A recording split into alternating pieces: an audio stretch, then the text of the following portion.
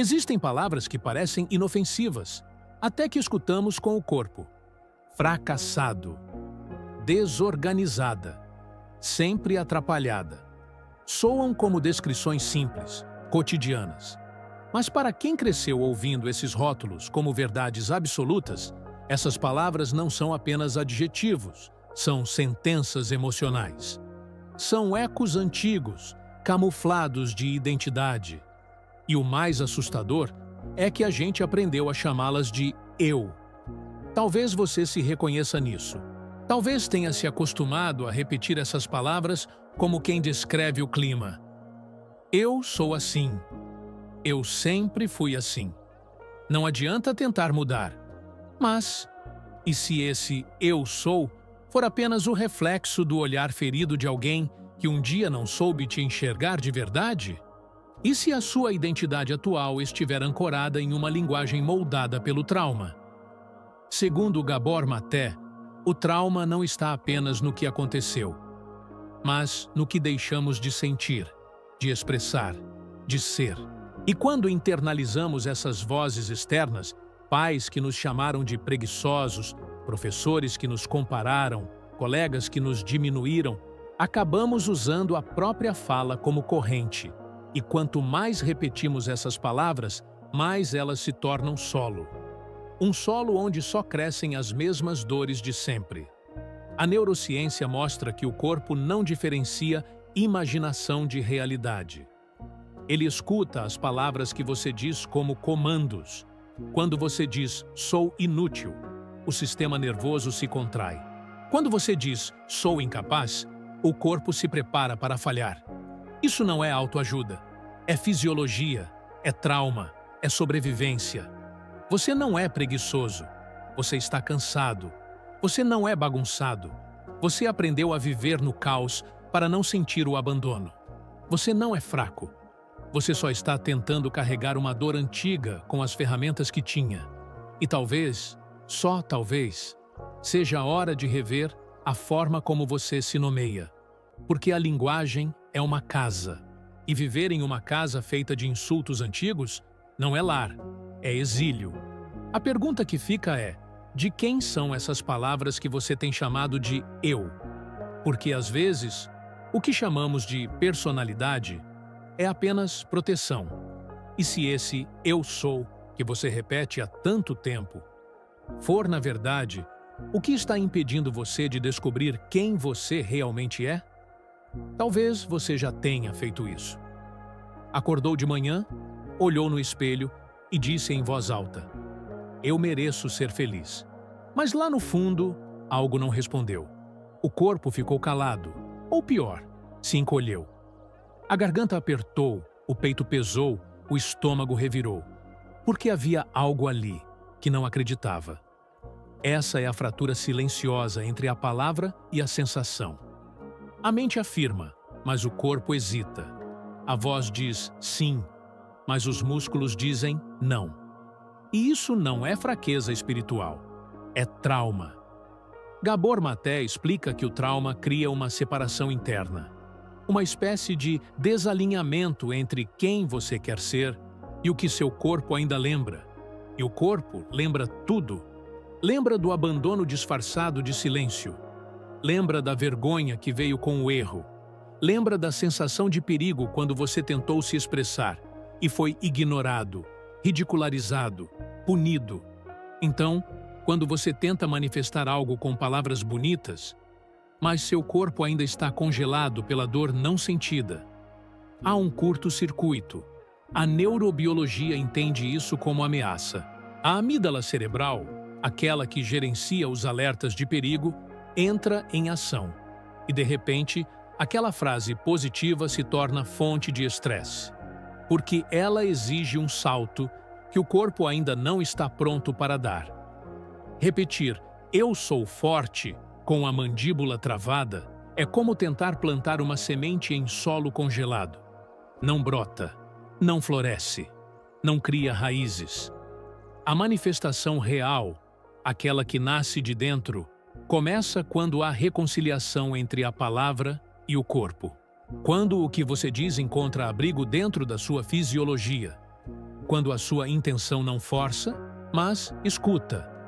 Talvez, hoje, a frase mais poderosa que você possa dizer não seja "eu sou suficiente", mas "meu corpo ainda tem medo", e isso é legítimo. Porque o corpo precisa ser trazido para a conversa. Precisa ser envolvido, não pressionado. Precisa ser sentido, não convencido. Manifestar não é gritar mais alto, é escutar mais fundo. E, às vezes, o que bloqueia a sua palavra não é falta de fé, é falta de presença. Presença no corpo, no agora, no sentir. E se sua cura não começar com o que você diz, mas com a forma como o seu corpo escuta? Há um ponto em que até a espiritualidade se torna uma armadura. Um escudo polido com frases bonitas, oráculos, afirmações, mas que, no fundo, serve para esconder uma dor que ainda não foi acolhida. E é sutil, porque parece fé, parece luz, mas é fuga. Quantas vezes você já se pegou repetindo mantras como se fossem feitiços? Eu sou luz, eu sou próspero, tudo conspira a meu favor. Mas lá dentro, uma parte sua se sentia vazia, ou invisível, como se aquelas palavras estivessem sendo ditas por alguém que não era você. Gabor Maté nos alerta sobre esse risco. Quando usamos a linguagem espiritual como uma forma de evitar o sentir, caímos em uma nova forma de autoabandono. Em vez de escutar o que dói, performamos cura. Em vez de nomear o que está vivo, repetimos frases mortas. E não é porque essas palavras são mentirosas, é porque estão desconectadas. Não brotaram do silêncio, não passaram pelo corpo, não tocaram o centro da alma. São belas, mas ocorrem na superfície. A palavra viva só nasce depois do silêncio. Mas não qualquer silêncio. O silêncio que escuta, que acolhe, que se curva diante da verdade de uma lágrima. Porque antes de profetizar, é preciso se permitir sentir. O trauma não quer ser negado. Ele não desaparece com frases positivas. Ele não some com "confie no universo", se, no fundo, o corpo ainda acredita que o universo o abandonou. O trauma quer ser nomeado, quer ser olhado de frente, com mãos suaves e olhos presentes. É por isso que tanta gente se frustra com técnicas de manifestação, porque não há coerência. A alma fala uma coisa, o corpo grita outra, e a mente, desesperada, tenta escolher frases como quem joga tinta sobre rachaduras. Mas cura não é esconder a rachadura. É sentar-se ao lado dela. É perguntar: o que você ainda está tentando me mostrar? Afirmações podem ser sementes, mas só florescem quando a terra interna está preparada. E essa preparação exige coragem para parar de fugir, para sentir, para dizer: hoje eu não acredito em nada disso. E tudo bem. Ainda assim, eu me escuto. A verdadeira profecia nasce quando a palavra não tenta escapar da dor, mas atravessa com ela. Porque só quem atravessa, transforma. Antes de dizer qualquer coisa, escute.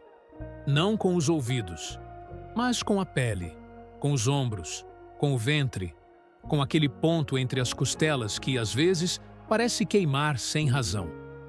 Porque se a palavra quer ser viva, ela precisa primeiro passar pelo corpo, precisa pedir permissão, precisa fazer sentido não só para a mente, mas para a respiração. Talvez hoje você diga: eu sou abundante. Mas e se o corpo apertar? E se o peito fechar? E se a garganta endurecer? Isso não é fracasso, isso é sinal, é bússola. É o seu sistema nervoso dizendo: ainda não me sinto seguro com essa afirmação. Então pare, respire, feche os olhos e pergunte: onde meu corpo contrai quando eu digo isso? Essa frase me traz calor ou tensão? Deixe que o corpo responda. Ele sabe.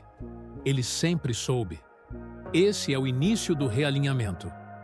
Quando a fala deixa de ser uma ordem e vira uma conversa. quando você não impõe uma verdade, mas constrói uma ponte. E essa ponte precisa começar do lugar onde você está agora, não de onde você acha que deveria estar.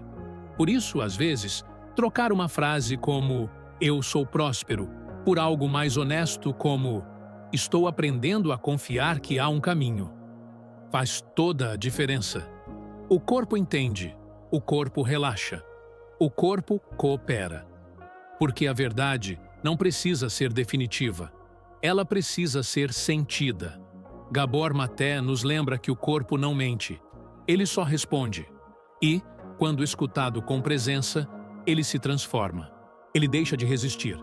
Ele começa a participar. Então, antes de repetir qualquer intenção, pause, escute, reescreva com o corpo.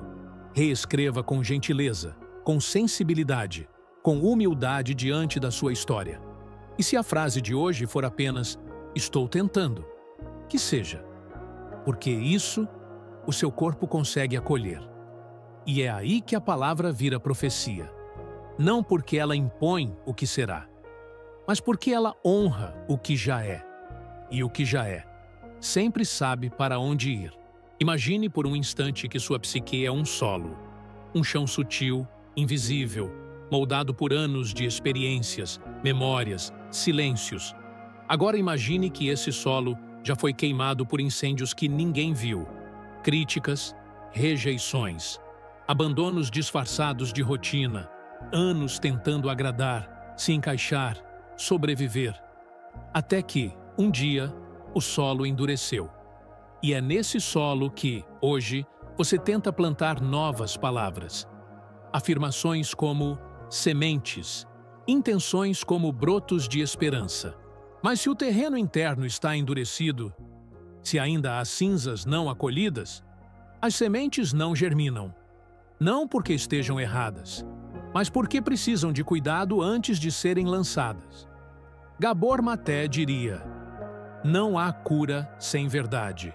E a verdade é que, por trás de cada palavra que você tenta dizer com força, há uma parte sua que ainda está em luto. Em luto pelo que não recebeu, pelo que não foi escutado, pelo amor que esperou e nunca chegou. Essa parte não precisa de mais palavras bonitas. Precisa de presença, precisa de água, de umidade emocional, de tempo, de escuta, porque sem isso, você pode confundir eco com profecia. Talvez você diga: eu sou luz, e ouça de volta apenas o silêncio. Não é porque a luz não existe, é porque há dor demais cobrindo esse brilho.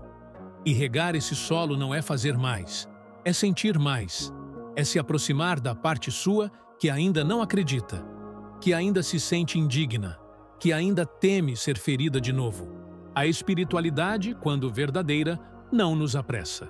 Ela nos convida a preparar a terra, a tirar as pedras com paciência, a reconhecer onde dói antes de decidir o que queremos florescer. Então, da próxima vez que for lançar uma nova palavra sobre si, pergunte primeiro ao solo interno: você está pronto? E se a resposta for ainda não, saiba que isso também é sagrado.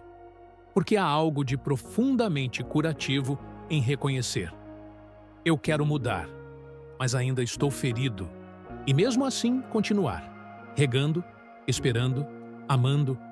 A palavra certa floresce quando o terreno está pronto.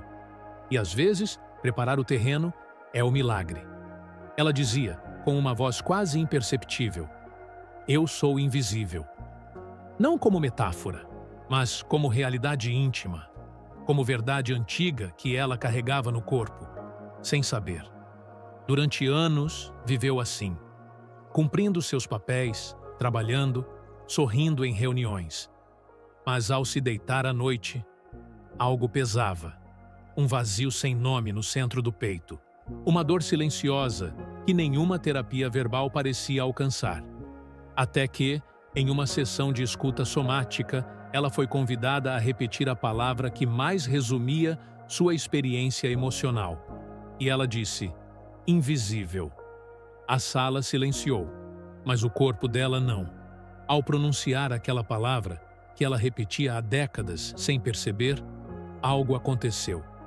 Uma dor inexplicável começou a surgir no peito. Não era simbólica, era física. Como se o coração gritasse por algo que havia sido calado por tempo demais. Ao explorar essa dor com cuidado, descobriu-se que invisível era a mesma palavra que sua mãe usava para ignorá-la. Quando ela falava, e a mãe saía da sala. Quando chorava, e ninguém olhava.